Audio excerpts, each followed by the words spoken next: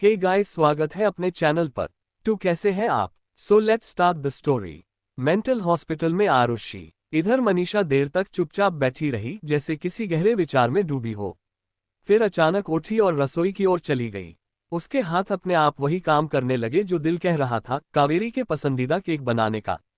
अंडे, आटा, मक्खन सब निकालकर उसने बड़े मन से केक तैयार किया। उसकी उंगलियां बार बार कांप रही थीं, जैसे हर केक में वह अपने गुनाहों को छुपाने की कोशिश कर रही हो। कुछ देर बाद केक की मीठी खुशबू पूरे घर में फैल गई। पैकिंग के लिए उसने खुद अपने हाथ से रिबन बांधा। सूटकेस में कावेरी के पसंदीदा कपड़े भरे, रंग बिरंगे ड्रेसेस, उसकी स्किन केयर की बोतलें, चेहरे के मास्क और ढेर सारे स्नैक्स। 2 बड़े सूटकेस सिर्फ कपड़ों के और 2 बैग उसके चटपटे और मीठे पकवानों के। उसने बेक किए हुए अलग अलग फ्लेवर के कुकीज भी रखी। सब तैयार होने के बाद मनीषा ने एक भरोसेमंद अंगरक्षक को बुलाया। उसकी आवाज धीमी और सख्त थी, ये सब सीधे कावेरी के पास पहुंचाना। और ध्यान रखना, मनोहर साहब और सार्थक को भनक तक न लगे।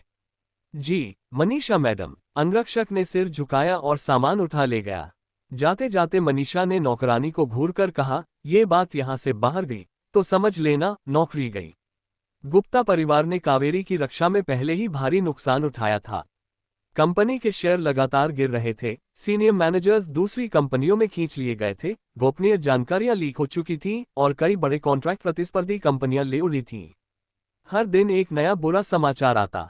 सबसे बुरी बात, जनता की नज़र में गुप्ता परिवार की साख चकनाचूर हो चुकी थी। जो परिवार कभी हिमाचल के सबसे अमीर घरानों में गिना जाता था, अब टॉप 50 में भी नहीं था। मनोहर और सार्थक दिन रात कंपनी की गिरती हालत को संभालने में लगे रहते। इसीलिए मनीषा को कावेरी के लिए ये सब भेजने का काम चुपके से करना पड़ता, बिना उनकी इजाजत के, बिना उनके जानने के। नौकरानियां खामोश थीं, किसी ने कुछ बोलने की हिम्मत नहीं की। मनीषा वापस सोफे पर बैठी तो पूरे घर में एक अजीब सन्नाटा पसरा हुआ था। त्योहार के मौके पर जहां दूसरे घरों में रौनक होती है, वहीं गुप्ता परिवार में एक ठंडी बोझिल खामोशी थी। पहले के सालों में त्योहार पर उपहारों का ढेर लग जाता था, लेकिन अब इस कांड के बाद कोई तोहफा नहीं, कोई मिलने वाला नहीं। जो औरतें कभी उससे दोस्ती करने के लिए होड़ लगाती थीं, अब उसे देखना भी नहीं चाहती थीं। तभी दरवाजे की आहट ने उसकी तंद्रा तोड़ी। सार्थक लौट आया था। वह तुरंत उठी, उम्मीद भरी आवाज में बोली, क्या तुम आरुषि को ढूंढ पाए? उसने क्या कहा? सार्थक ने होंठ भींचे और ठंडे स्वर में कहा, वो अब वापस नहीं आएगी। मनीषा का गुस्सा भड़क उठा। मैं उसकी मां हूं। गुस्से में एक थप्पड़ मार दिया, तो क्या अब वो सारी उम्र नाराज रहेगी? सार्थक चुप रहा। उसने फिर दबाव डाला, उसने ठीक ठीक क्या कहा? मुझे उसके शब्द सुनाओ। सार्थक की आंखों में थकान उतर आई। उसने कहा, वो अब गुप्ता परिवार का हिस्सा नहीं है और हमें फिर उसे ढूंढने की जरूरत नहीं। मनीषा की आंखें गुस्से और अपमान से लाल हो गईं। कैसी नालायक औलाद है! माँ बेटी में इतनी कटुता हो सकती है? मैंने तो उसे माफ करने की सोची थी, लेकिन उसने तो हमारे घर की इज्जत ही नीलाम कर दी, मीडिया को बुलाकर, हमारे राज खोलकर और दूसरों को हमारे खिलाफ भड़काकर। अगर वो ये सब न करती तो क्या हम यहां तक गिरते?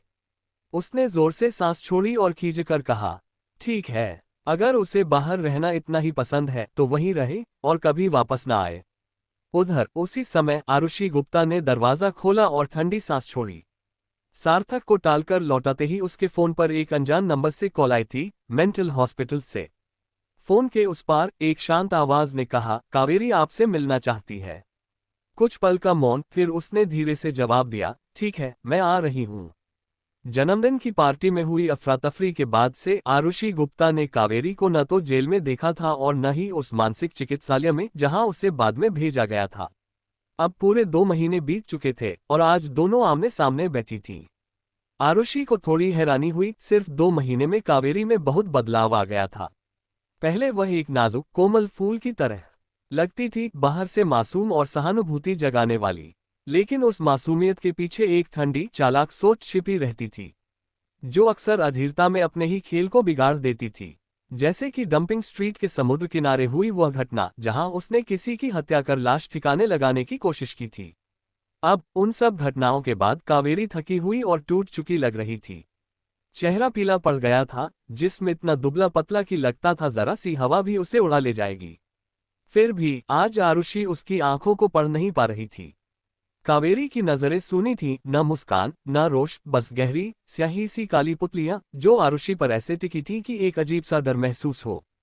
आरुषि के मन में बस एक ही ख्याल आया, लगता है अब इसे कुछ समझ आ गया है। तभी चिकित्सालय का एक परिचारक पानी के 2 गिलास लेकर आया और मेज पर रख गया। आरुषि ने धीरे से पानी का एक घूंट लिया और उस पल का इस्तेमाल अपने चारों ओर नजर दौड़ाने के लिए किया। कमरे की दीवारें फीकी पड़ चुकी थीं, खिड़की के बाहर सूखी पत्तियां हवा में घूम रही थीं। वह बातचीत की जल्दी में नहीं थी। आखिरकार चुप्पी को कावेरी ने तोड़ा। उसकी आवाज हल्की बैठी हुई थी, काफी वक्त हो गया आरुषि। इतना साधारण सा अभिवादन भी आरुषि को अजीब लगा। पहले की कावेरी होती तो तुरंत कोई ताना मार देती, तो क्या तुम सोचती हो कि तुम जीत गई? लेकिन आज नहीं। आज उसने बस कहा, काफी वक्त हो गया। आरुषि ने कप में बचा पानी हल्का सा घुमाया और सहजता से पूछा, सिर्फ हाल चाल पूछने के लिए बुलाया है? कावेरी ने सिर पीछे टेका और हल्की सी पर अजीब तरह की हंसी निकाली, खाली खोखली, जैसे कोई अधूरा राज हो जिसे सिर्फ वही समझ सकती थी। उसकी नजरें छत से धीरे धीरे उतरकर फिर आरुषि पर टिक गईं। होठों पर एक रहस्यमयी मुस्कान थी। बस तुम्हें देखना चाहती थी, अब देख लिया तो सुकून है। आरुषि कुछ पल के लिए चुप रही। स्पष्ट था, कावेरी का मानसिक संतुलन बिगड़ चुका था। उसका वर्तमान चिकित्सकीय निदान मानसिक विकार का था। क्या वह सचमुच पागल हो गई थी? गिलास रखते हुए आरुषि की नजर उसके माथे पर पड़ी, लंबी लेटों के पीछे छुपा हुआ पर साफ दिखने वाला एक गहरा जख्म। ये क्या हुआ? उसने पूछा। कावेरी ने बेपरवाही से कहा, बस गिर गई थी, सिर्फ गिर गई थी। आरुषि ने मन ही मन सोचा, वह कावेरी को अच्छी तरह जानती थी। अपने चेहरे पर हल्का सा दाग आ जाए तो घबरा जाती, घंटों शीशे में खुद को निहारती और महंगे स्पा में जा बैठती। लेकिन आज इतने बड़े जख्म को भी वह नजरअंदाज कर रही थी। ये बदलाव किसी गहरे हादसे का इशारा कर रहे थे। आरुषि ने समझ लिया कि यहाँ ज्यादा देर रुकने का कोई मतलब नहीं। वे कभी भी नॉर्मल बातचीत करने वाली नहीं थी। आज भले कोई खुला टकराव नहीं था, पर माहौल में खिंचाव मौजूद था। जब वह उठी तो उसने सोचा था कि कावेरी कुछ कहेगी, रोकने की कोशिश करेगी, पर नहीं। वो बस चुपचाप उसे अपनी गहरी अनकही निगाहों से देखती रही। उसी समय संयोग से गुप्ता परिवार का एक बॉडीगार्ड अंदर आया। उसके हाथों में भारी भरकम गठरियां थी, कपड़े, स्किन केयर प्रोडक्ट्स, यहाँ तक कि मोज़ों तक सब कुछ। ये सब मनीषा गुप्ता ने कावेरी के लिए भेजा था। कावेरी ने बुदबुदाते हुए कहा, माँ भी न इतनी तकलीफ क्यों उठाती है? मुझे इन सब की जरूरत भी नहीं है, फिर भी भेज देती हैं। मेंटल हॉस्पिटल के पहरेदार ने कुछ थैले उसकी ओर बढ़ाते हुए कहा, मैडम कावेरी, ये केक और कुकीज मनीषा मैडम ने खुद आपके लिए बनाए हैं। कावेरी ने थैले ले लिए और एक एक करके खोलने लगी। हल्की सी मुस्कान उसके होठों पर आए और दरवाजे तक पहुंच चुकी आरुषि की तरफ देखते हुए उसने ऊंची आवाज में कहा, माँ का बेकिंग कमाल का है, देखो सब मेरे पसंदीदा फ्लेवर हैं। आरुषि, तुमने तो कभी चखा नहीं ना, क्यों न आज यहीं रहकर साथ खा लें? आरुषि बिना एक शब्द कहे, पीछे देखे बगैर बाहर निकल गई। लेकिन जैसे ही वह मेंटल हॉस्पिटल के बाहर पहुंची, उसके कदम अचानक थम गए। आज कावेरी का बर्ताव बिल्कुल अलग था, जैसे वह कोई और ही इंसान हो। हर हरकत, हर बात में कुछ अजीब सी परतें छिपी थीं। आरुषि ने वापस मुड़कर मेंटल हॉस्पिटल में कदम रखा, लेकिन इस बार वह कावेरी के पास नहीं गई। सीधे नर्स के पास पहुंची और पूछा, कावेरी की तबीयत कैसी है? नर्स ने गहरी सांस लेते हुए कहा, पहले तो हालत बहुत खराब थी। रोज हंगामा करती थी, चीजें तोड़ना, लोगों पर हमला करना। कई बार तो हमें भी चोट लगी। वह ठिठकी, फिर आगे बोली, कुछ दिन पहले तो उसने कैंटीन में किसी को कांटे से मारने की कोशिश की। शुक्र है समय रहते हमने रोक लिया, वरना नतीजा भयानक होता। और उसके माथे का जो घाव है, वो उसी झगड़े में गिरकर लगा। आरुषि की आंखें संकुचित हो गईं। पहले हालत बिगड़ी हुई थी, तो अब कैसी है? अब तो बहुत सुधरी हुई है। दवा और इंजेक्शन बिना हिचक लेती है, लेकिन किसी से बात नहीं करती। कई बार पूरा दिन अपने कमरे में अकेली बैठी रहती है।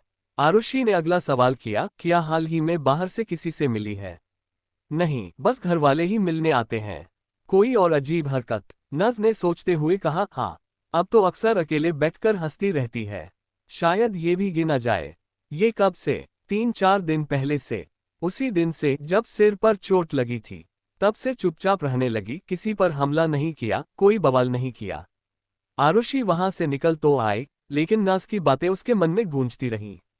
पहले कावेरी का गुस्सा, हिंसक बर्ताव, यही तो उसके स्वभाव के मुताबिक था।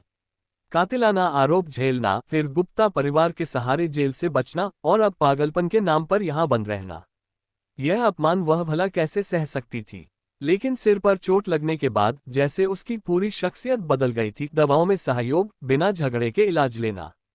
क्या सच में वह बदल गई थी, या फिर उसने हालात को समझकर रणनीति बदल दी थी ताकि मनीषा पिघल जाए और उसे जल्द ही यहां से बाहर निकाल दे। खैर, अभी के लिए छोड़ देती हूँ, उसने मन ही मन बुदबुदाया और अपनी सांस को एक लंबी, थकी हुई लय में छोड़ दिया। कमरे में हल्की सी सीलन की गंध थी। बाहर से आती हवा खिड़की की टूटी जाली से टकराकर एक धीमी सी सीटी जैसी आवाज निकाल रही थी। आरुषि ने एक बार चारों तरफ देखा, सब कुछ स्थिर, शांत, जैसे समय कुछ क्षण के लिए थम गया हो। उसने अपना सामान डाला और दरवाजे की ओर बढ़ी। उसके कदम बहुत हल्के थे, जैसे वह इस जगह की चुप्पी को तोड़ना नहीं चाहती हो। वह बस 2-3 कदम दूर थी कि आरुषि, एक आवाज, न तो बहुत ऊंची, न ही बहुत धीमी, लेकिन इतनी गहरी और ठंडी कि उसके कानों से होते हुए सीधे उसकी रीढ़ की हड्डी तक उतर गई। वह ठिठक गई। उसका दिल एक पल के लिए रुक सा गया। उसके पैरों ने जैसे जमीन में जड़ें जमा ली। वह धीरे धीरे पलटी, मगर अभी तक उसकी आंखें पीछे नहीं गईं। उसके मन में एक अजीब सा डर उभरने लगा था, ऐसा डर जिसे उसने अपने इस नए जन्म में कभी महसूस नहीं किया था। उसका सीना अनजाने तनाव से कसने लगा और उसकी सांसें हल्की हल्की टूटने लगीं। इस क्षण उसके भीतर एक अजीब एहसास पनप रहा था, जैसे यह आवाज सिर्फ एक इंसान की नहीं थी, बल्कि उसके अतीत का कोई काला अधूरा टुकड़ा उसके सामने खड़ा हो गया हो। उसकी पलकें झपकने में भी भारी हो रही थीं, और पहली बार उसकी आंखों में एक हल्की सी झिलमिलाहट थी, डर की। एक ऐसा डर जो उसकी ताकत, उसकी चतुराई और उसकी दृढ़ता के परे था, और जो उसकी आत्मा की गहराई से जन्मा था। मेंटल हॉस्पिटल में सामान छोड़कर पहरेदार वापस जाने ही वाला था कि कावेरी ने उसे पुकारा। रविंद्र, सुनो, माँ को ये दे देना। और हाँ, धन्यवाद। राघव ठिठक गया। वह जानता था कि कभी यह औरत उससे बात करने लायक भी नहीं समझती थी। ताने मारना, नीचा दिखाना, यही उसकी आदत थी। लेकिन आज उसकी आवाज में नरमी थी, आंखों में अजीब सी चमक और होठों पर एक थकी सी मुस्कान। उसे पहली बार कावेरी थोड़ी दयनीय लगी। रविंद्र ने वह छोटा सा पैकेट ले लिया। गुप्ता हाउस पहुंचकर उसने मनीषा को वह पैकेट थमाया। उस पैकेट को देखते ही मनीषा के चेहरे पर एक दृढ़ता आ गई। वक्त आ गया, अब वो करना ही होगा। आखिर क्या करना चाहती है मनीषा? कौन है वो शख्स जिसने आरुषि के आंखों में डर भर दिया? जानने के लिए बने रहिए हमारे साथ। 3 साल पहले उधर आरुषि के सामने खड़ी वो औरत, उम्र लगभग 45 के आसपास, एक गहरे नीले रंग की साड़ी में, सधी हुई चाल के साथ, जैसे उसे पहले से पता हो कि आरुषि यहीं से गुजरेगी। उसकी आंखों में एक अजीब सी चमक थी, एक ऐसा आत्मविश्वास जो सिर्फ वही रख सकता है जिसे अपनी चाल और खेल दोनों पर भरोसा हो। आरुषि के पास आते ही उस औरत ने हल्की सी मुस्कान दी। लेकिन वह मुस्कान किसी पुराने दोस्त की नहीं, बल्कि किसी शिकारी की थी जो अपने शिकार को सामने देखकर भीतर ही भीतर आनंदित हो रहा हो। कैसी हो आरुषि? उसने बड़े अपनापन भरे मगर भीतर से ठंडे स्वर में पूछा। आरुषि ने हल्की सी चौंक के देखा, लेकिन चेहरे पर संयम बनाए रखा। ठीक हूँ, उसने छोटा सा जवाब दिया, लेकिन उसकी नजरें सवाल कर रही थी, तुम यहाँ कैसे? वो औरत उसकी बेचैनी को महसूस करते हुए और पास आए।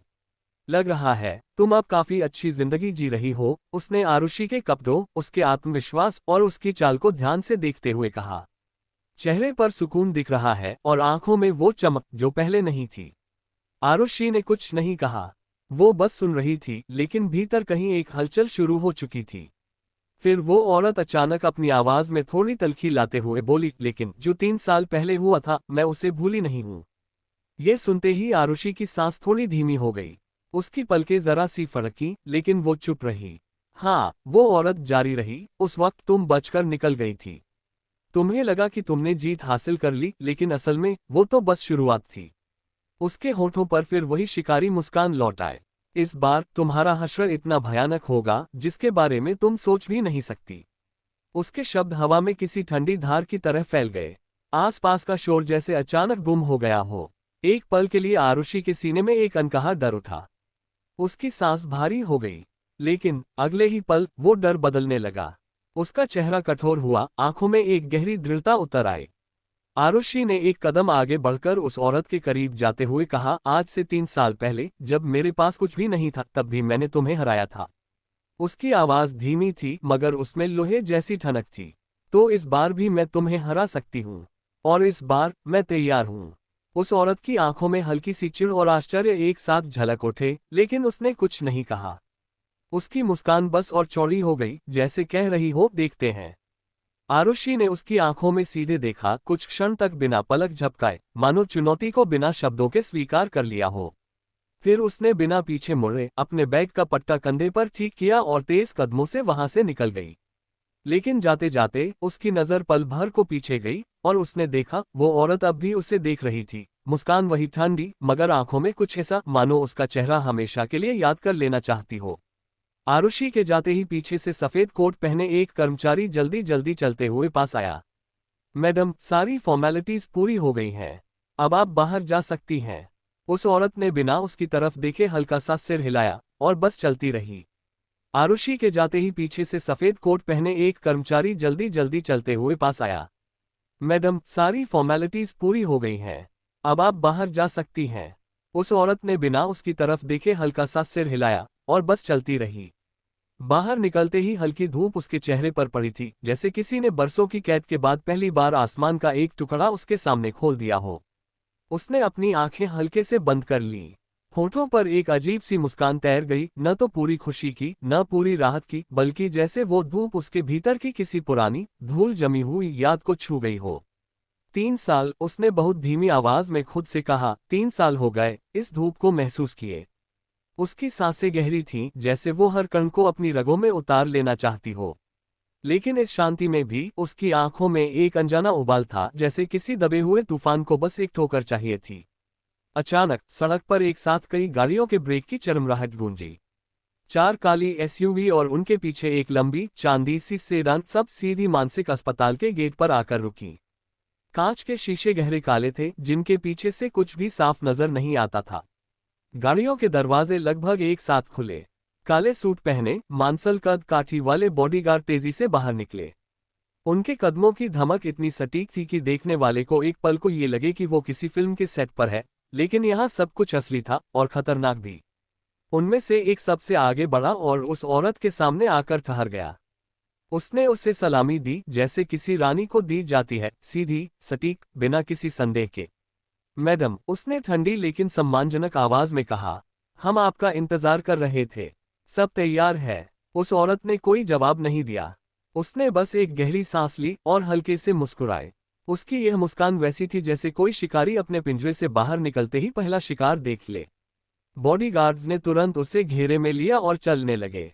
अस्पताल का स्टाफ दरवाजों और खिड़कियों से झांक रहा था।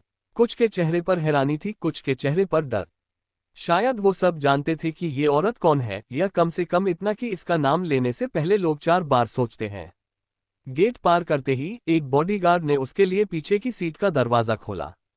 लेकिन वो औरत तुरंत कार में नहीं बैठी। उसने सिर उठाकर आसमान की तरफ देखा, जैसे कुछ खोज रही हो। फिर उसकी नज़र दूर सड़क के मोड़ पर अटक गई।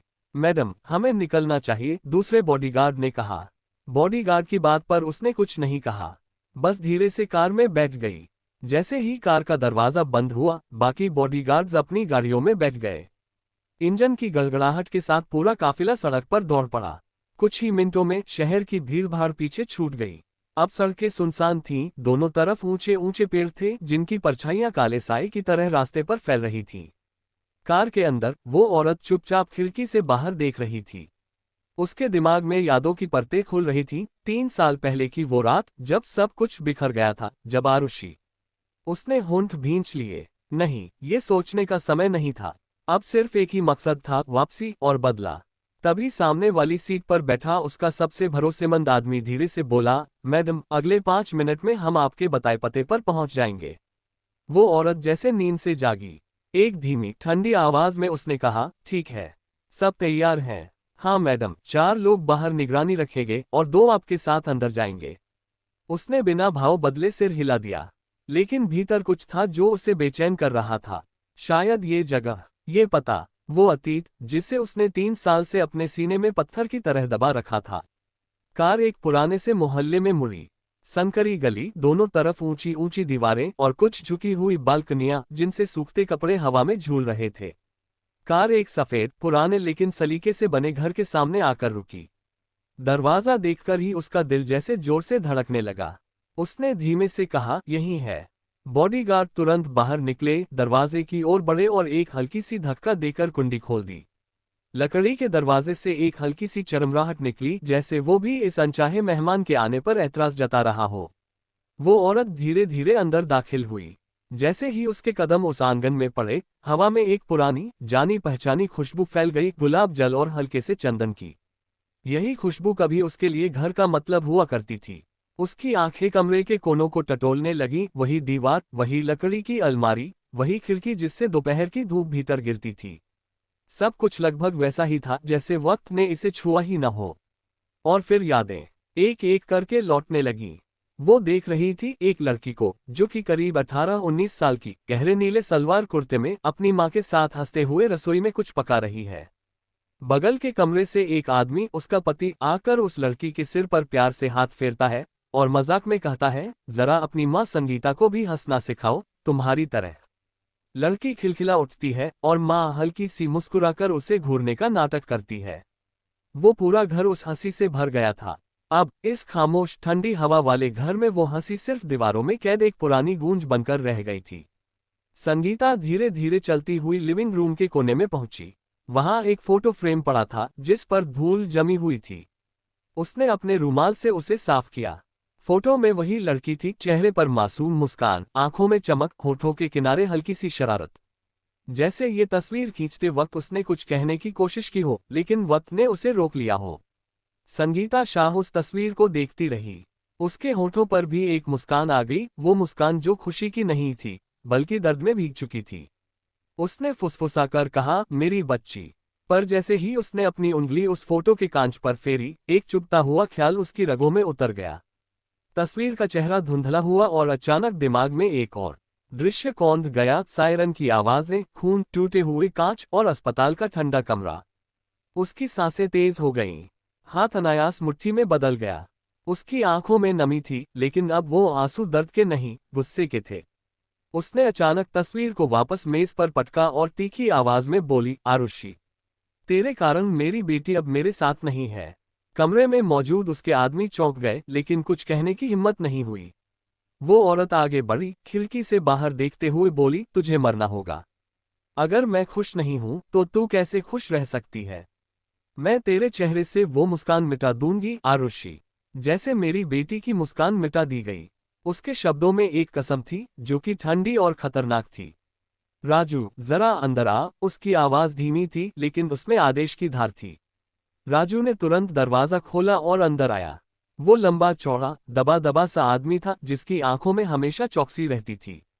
जैसे ही उसने संगीता की आंखों में वो ठंडा, खतरनाक इरादा देखा, वो सीधा खड़ा हो गया। क्या खबर है? संगीता ने पूछा। उसकी नजरें राजू की आंखों में जमी हुई थीं, मानो वहां से सच्चाई खींच लेगी। राजू ने हल्का सा सिर झुकाया। मैडम, मैंने उस शख्स को बुला लिया है जिसके बारे में मैंने आपको बताया था। लाओ, संगीता ने बिना पलक झपकाए कहा। राजू ने दरवाजे की ओर मुड़कर बाहर खड़े गार्ड को इशारा किया।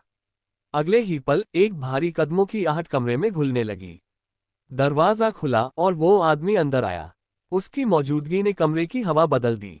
लंबाई लगभग 6 फुट, चौड़े कंधे, काले रंग का लेदर जैकेट और अंदर गहरे रंग की शर्ट, सब कुछ इस तरह चुना गया था कि उसकी शख्सियत डर पैदा करे। उसका चेहरा कठोर, नुकीली ठोड़ी और जबड़े की हड्डी के साथ ऐसा था कि मानो किसी पत्थर से तराशा गया हो। उसकी आंखें, वो आंखें सबसे अलग थीं, गहरी, ठंडी और बिल्कुल भावहीन। उनमें न तो दया थी, न क्रोध, बस एक ठंडी गिनती, जैसे वो हर इंसान को बस एक टारगेट समझता हो। उसके कदम भारी थे, लेकिन उनमें अजीब सी नाप तोल थी, जैसे हर हरकत पहले से तय हो, एक मिशन की तरह। उसकी चाल में कोई जल्दबाजी नहीं, फिर भी उसमें एक घातक सटीकता थी। वो कमरे के बीच में आकर रुक गया। बिना कुछ कहे उसने अपनी आंखें संगीता पर टिकाईं और फिर एक हल्की सी सिर झुकाने की हरकत की। अभिवादन नहीं, बल्कि एक पेशेवर संकेत की, मैं हाजिर हूं, काम बताओ। राजू ने संगीता की ओर देखा और बोला, मैडम, ये है कर्ण, इंडिया के टॉप किलर्स में से एक। पिछले 15 साल में इनका रिकॉर्ड 100% है। जो काम ये लेते हैं वो पूरा होता है, चाहे हालात कुछ भी हो। संगीता ने बिना पलक झपकाए उसे देखा, मानो उसके भीतर तक झांक रही हो। तो तुम्हें पता है मैं क्यों बुला रही हूं? उसने धीरे से पूछा। कर्ण ने हल्की ठंडी आवाज में कहा, काम बताए, बाकी मेरी चिंता मत कीजिए। राजू ने बीच में जोड़ा, मैडम इनके बारे में आप जो भी सोच रही हैं ये उससे भी ज्यादा खतरनाक है। किसी की भी सुरक्षा, पैसा, पावर कुछ भी इनकी राह में नहीं टिकता। और इनकी सबसे बड़ी ताकत यह है कि इनका कोई चेहरा जनता में नहीं जाना जाता। पुलिस, मीडिया, सब के लिए ये बस एक परछाई है। कर्ण की उंगलियां हल्की सी मुट्ठी में बंधी हुई थीं। उसकी नजरें संगीता पर टिकी रहीं, लेकिन उनमें कोई चुनौती नहीं थी, बस एक घातक आत्मविश्वास था। संगीता उसके पास आए, करीब इतना कि उसके परफ्यूम की महक तक उसकी नाक में भर गई। जिसे मैं चाहती हूँ वो जिंदा नहीं रहनी चाहिए, उसने धीमे मगर बेहद साफ शब्दों में कहा, आरुषि गुप्ता। कर्ण ने बस इतना किया कि अपनी जेब से एक छोटा सा नोटपैड निकाला और नाम लिख लिया। उसने कुछ नहीं पूछा, ना वजह, ना तारीख, न जगह। मानो ये सब उसके लिए मायने ही नहीं रखते। राजू ने संगीता की ओर झुककर फुसफुसाया, मैडम जब ये नाम नोट कर लेते हैं तो समझ लीजिए काम तय हो गया। संगीता की आंखों में एक ठंडी चमक आ गई। उसने कहा, मुझे न तारीख चाहिए न तरीका, बस नतीजा चाहिए। कर्ण ने सिर हिलाया और एकदम चुपचाप कमरे से बाहर निकल गया, जैसे वो वहां आया ही नहीं था। दरवाजा बंद होते ही संगीता ने खिड़की की ओर मुड़कर बाहर के अंधेरे में देखा। आखिर क्या हुआ था 3 साल पहले? आखिर कौन सा राज छुपा है इतिहास में? जानने के लिए बने रहिए हमारे साथ। अगर आपको ये कहानी पसंद आती है तो प्लीज इसे लाइक, कमेंट और शेयर करें। आज के लिए इतना। हाय दोस्तों, मिलते हैं नेक्स्ट चैप्टर में। Thanks for watching guys, next episode come soon. Like and review जरूर दीजिएगा। Bye, take care.